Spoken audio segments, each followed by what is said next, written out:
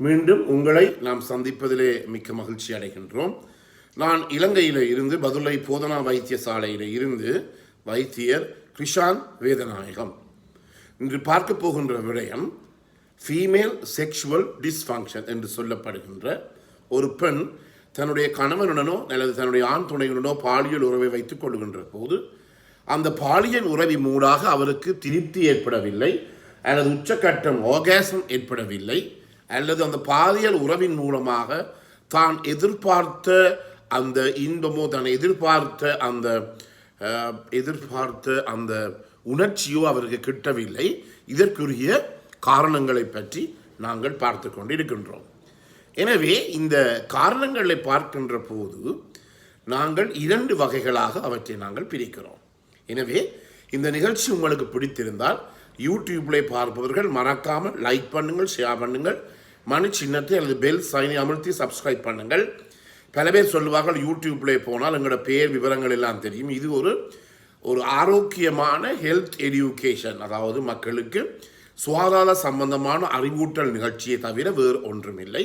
எனவே நீங்கள் யூடியூப்ல பார்ப்பவர்கள் மறக்காமல் சப்ஸ்கிரைப் பண்ணுங்கள்.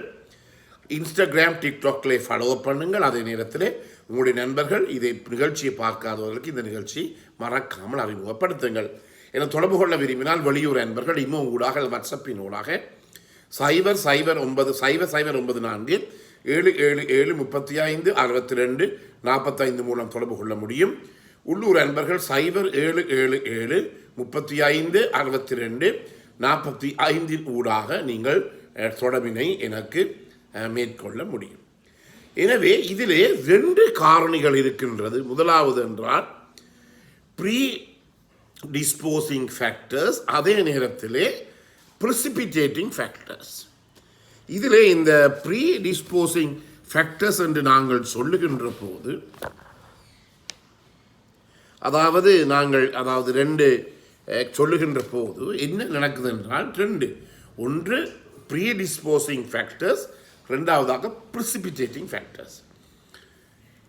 அதாவது ப்ரீ டிஸ்போசிங் ஃபேக்டர்ஸ் என்றால் இந்த பெண்களுக்கு இந்த பிரச்சனை ஏற்படுவதற்குரிய காரணிகள் என்ன, இதுதான் ப்ரீ டிஸ்போசிங் ஃபேக்டர். என்னென்ன காரணங்கள் காரணமாக இந்த பிரச்சனை ஏற்படுகிறது. ப்ரிசிபிடேட்டிங் ஃபேக்டர்ஸ் என்றால் எந்த காரணங்கள் இந்த பிரச்சனையை கூட்டுகிறது, அதுதான் மிகவும் முக்கியமானது. எனவே 2 வகைகளாக நாங்கள் சிந்திக்க வேண்டும். என்ன காரணங்களின் காரணமாக பெண்களுக்கு இந்த பிரச்சனை ஏற்படுகின்றது என்பதை ஒவ்வொரு ஆணும் ஒவ்வொரு கணவனும் அறிந்திருக்க வேண்டும். அதே நேரத்திலே என்னென்ன காரணிகள் இந்த பிரச்சனை இன்னும் அதிகரிக்கும் என்று பார்த்து அந்த காரணிகளை இந்த கணவர் மேல் தவிர்ப்பது மிகவும் அவசியம். அண்மையிலே கூட நான் ஒரு இளம் தம்பதியை நான் சந்தித்தேன். இருவருமே 40 வயசுக்கு மேற்பட்டவர்கள், வெளியூரில் இருந்து வந்தார்கள். அந்த ஆணுக்கு பலதரப்பட்ட நோய்கள் எல்லாம் இருந்தது. கம்மியாக எனக்கு சரியான அந்த பெண்ணை நினைத்து சரியான கவலையாக இருந்தது. ஆனால் அந்த பெண் அந்த மனைவி ஒரு மிகுந்த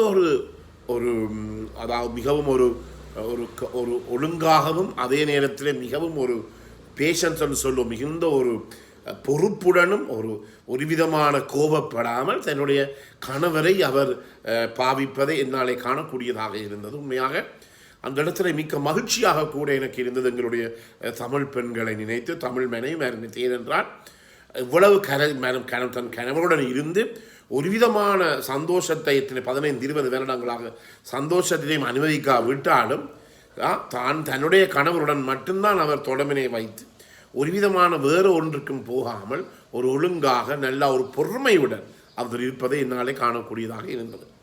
எனவே முக்கியமாக என்னென்ன பிரச்சனைகளின் காரணமாக இந்த பெண்களுக்கு இப்படி ஒரு பிரச்சனை ஏற்படுமா என்றால் அது அதிகரிக்கின்றது.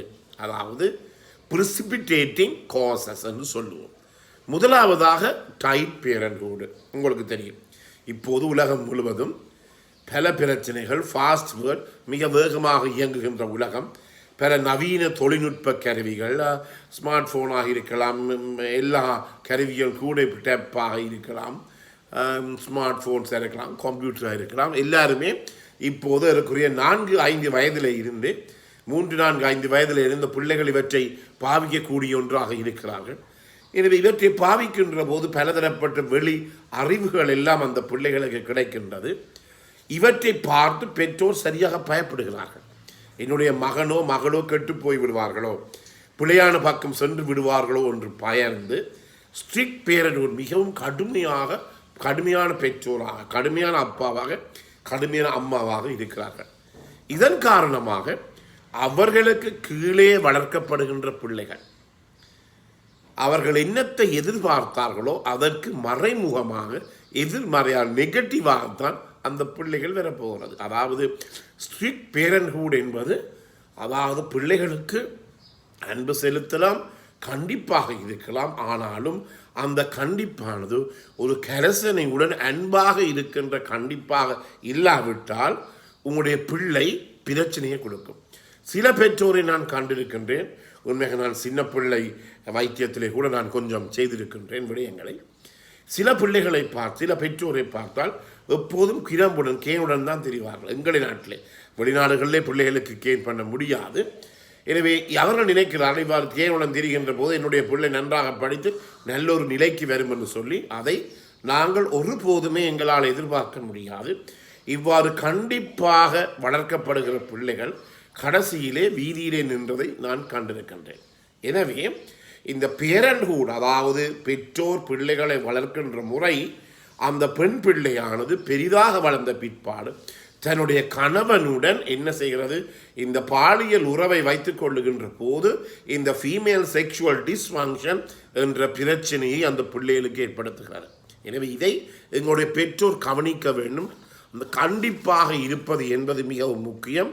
அதே நேரத்திலே அந்த கண்டிப்பாக இருப்பது என்பது வேறொரு நிலைமைக்கு போகக்கூடாது. எனவே தன்னுடைய தகப்பனை பெரிய ஒரு மாஸ்டராக, பெரிய ஒரு தலைவனாக, தன்னுடைய எஜமானாக பார்த்த ஒரு பெண், அதே பெண் திருமணம் முடித்து தன்னுடைய கணவனுடைய வீட்டுக்கு செல்லுகின்ற போது அதே நிலையிலே வைத்துத்தான் அந்த கணவரை அவர் பார்க்க போகிறார். பார்க்கின்ற போது பகிர்ந்து ஒன்றுமே செய்ய முடியாமல் இருப்பதை எங்களாலே காணக்கூடியதாக இருக்கிறது. எனவே இந்த நிலைமையிலே ஒரு கணவனோ ஒரு ஆண் துணையோ செய்ய வேண்டிய மிக முக்கியமான வேலை என்ன, அந்த மனைவியுடன் தன்னுடைய பெண் துடனும் கதைத்து அவருடைய பயத்தை, இந்த ஸ்ட்ரிக்ட் பேரண்ட்ஹுட் என்ற பிரச்சனையில் இருந்து அவருடைய பயத்தை எப்போதுமே எடுப்பதுதான் மிகவும் முக்கியமானது. இதை விட்டு போட்டு கணவர் கூட என்னுடன் செக்ஸ் பண்ணுகிற போது நீ ஒத்துழைக்கவில்லை, நீ யார், என்னுடைய வாழ்க்கை காலத்தை நீ வீணாக்கி விட்டாய், உன்னிடம் வாழ்ந்தே வீணாகி போய்விட்டது என்று சொல்லி அந்த மனநிலையோடு இருப்பாராக இருந்தால் இந்த பிரச்சனை கடைசியிலே கூடுமே தவிர ஒருபோதுமே குறையாது. எனவே பிரிசிபிடேட்டிங் ஃபேக்டர்ஸில் முக்கியமானது ஸ்ட்ரிக்ட் பேரண்ட்ஹுட் என்று சொல்லுவோம். ரெண்டாவதாக அந்த பெண்ணுக்கு இருக்கிற நோய்கள், பல நோய்கள்.